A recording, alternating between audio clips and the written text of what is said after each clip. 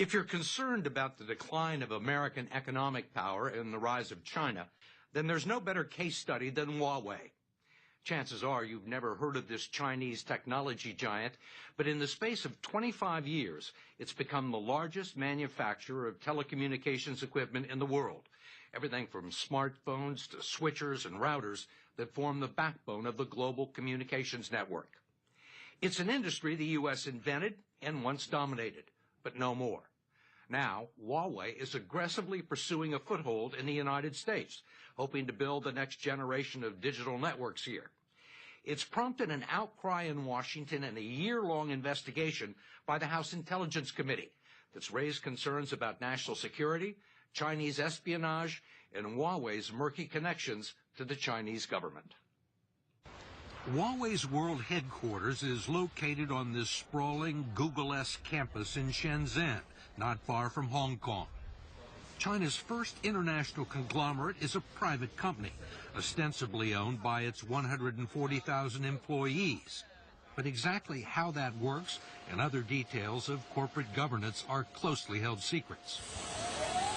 What we do know is that Huawei is now the world leader in designing and building fourth-generation communication networks, known as 4G, the latest technology for moving high volumes of phone calls, data, and high-definition video.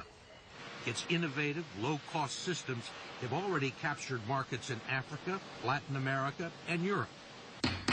Now, with Huawei eyeing potential customers in the U.S., congressional leaders and the national security establishment are doing everything they can to prevent it from happening.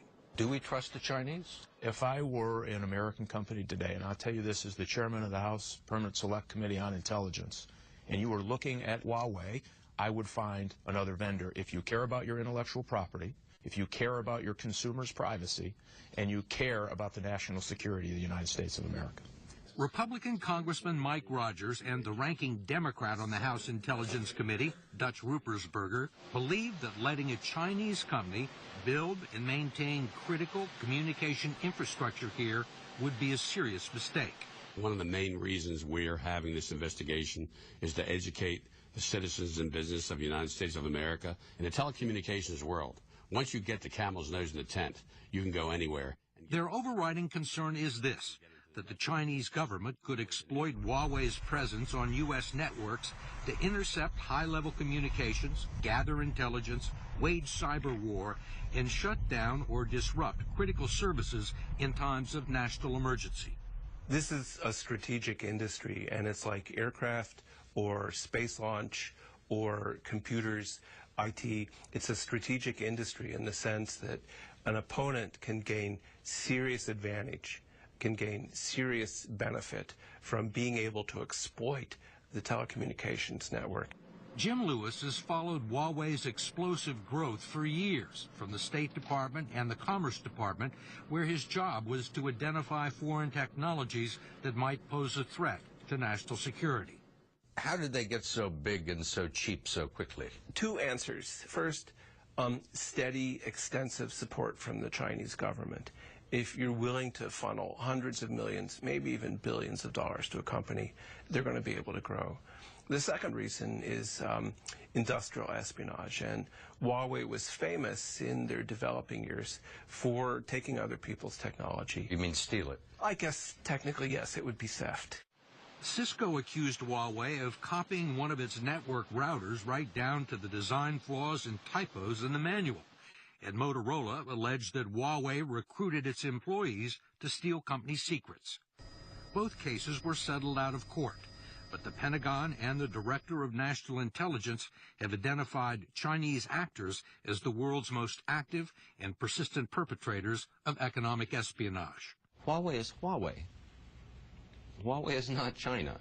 Bill Plummer is the American face of Huawei, the company's U.S. Vice President of External Relations, and the only executive the Home Office in Shenzhen would let us speak to.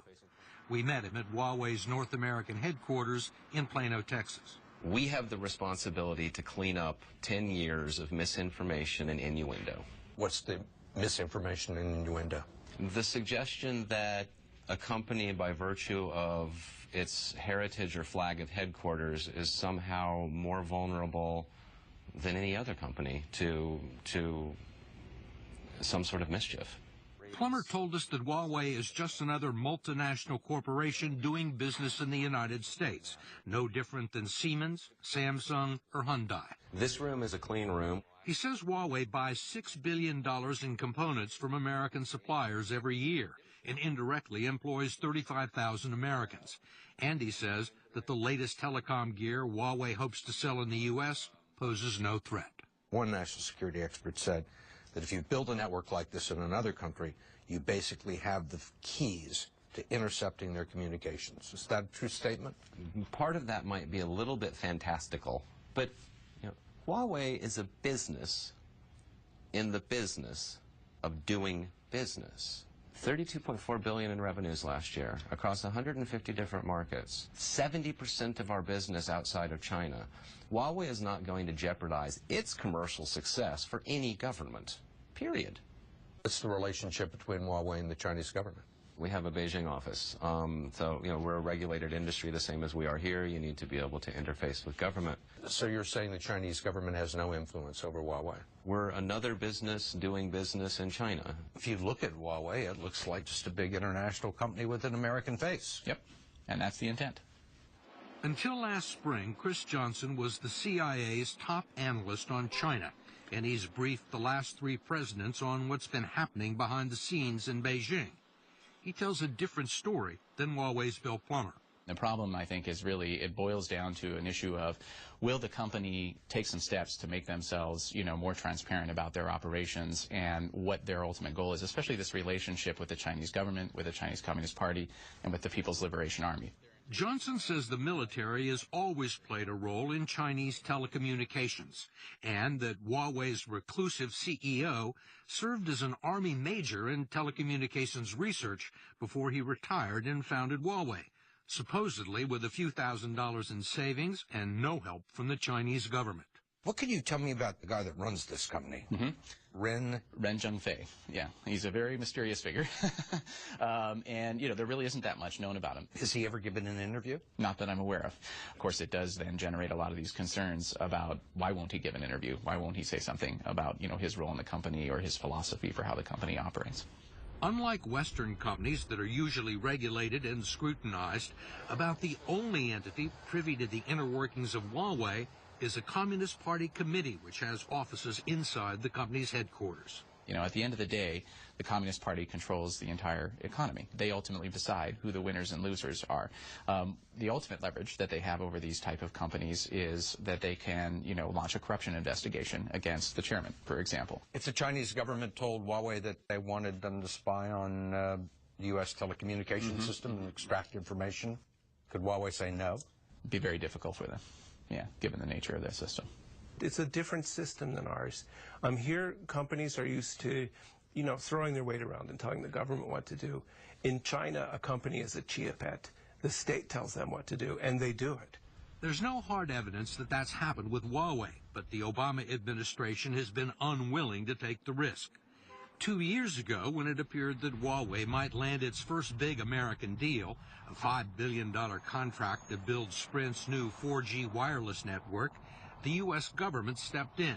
You had the Secretary of Commerce call the CEO of Sprint and lay out the U.S. concerns, say that the U.S. was really worried about Huawei and they would be a lot happier if Sprint didn't do the deal. And Sprint said okay. Sprint said okay. Since then, Huawei has blanketed U.S. Airways with commercials and hired an army of lobbyists and public relations firms to help it get a foothold into the world's largest telecom market. Huawei. They're determined. They're in it for the long haul. The line that most people think about is Mao had a strategy called win the countryside, surround the cities, and then the cities will fall. And Huawei seems to be following that Maoist strategy. In the last couple of years, Huawei has managed to install and maintain a handful of networks in U.S. rural markets, including a vast quadrant of southwestern Kansas. Craig Mock is the president and general manager of United Wireless, based in the historic cowboy town of Dodge City. We're trying to reach out as far as we can into rural areas. Mock told us the new Huawei network delivers some of the fastest internet speeds in the country.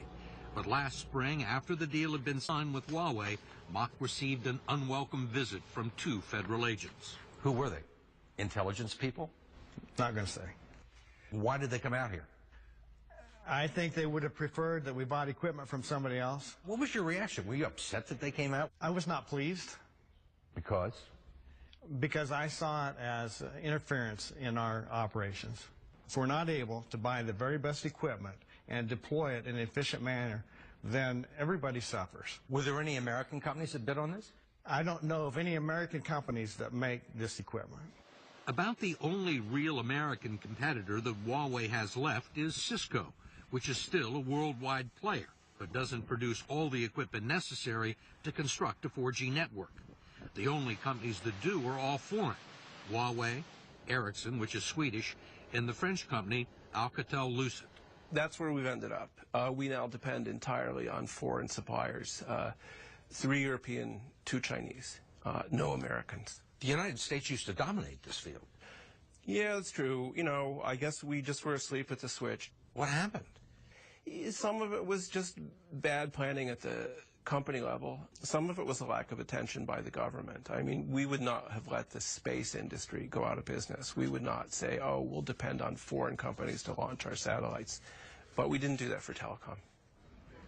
Concerned and suspicious of what it calls continued Chinese penetration of U.S. telecommunications, the House Intelligence Committee called Huawei executive Charles Ding to answer questions about the company's corporate structure, ownership, finances, and management. The committee seemed to get nowhere. The committee has been disappointed that the companies provided little actual evidence to ameliorate the committee's concerns. Huawei's Bill Plummer says the company bears some of the responsibility for the lack of communication. You're right that over the 10 years of explosive growth, we were not as good at communicating about ourselves as we could or should have been. But over the last couple of years, we've really stepped that up. You want to know more about us? We're an open book. Really? Yeah. Has Mr. Wren ever given an interview? Mr. Wren is not terribly well known for his getting out in front of the media. We requested interviews at various points along the way with company officials both in China and here. And we got their most important spokesman and lobbyist here in the United States, but it's not like they swung open the doors and said, you know, we're an open book. Well, I think that You allowed our camera crews in to your facilities in Shenzhen, and there was a big banner saying, welcome 60 Minutes, but we weren't allowed to talk to anybody. Well, I think that to speak to anybody.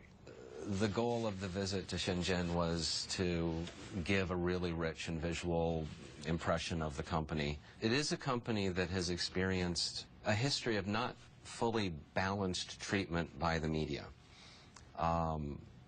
And that's created a sense of wariness. Huawei's not going to like the treatment it receives from the House Permanent Select Committee on Intelligence any better. Its final report is due tomorrow.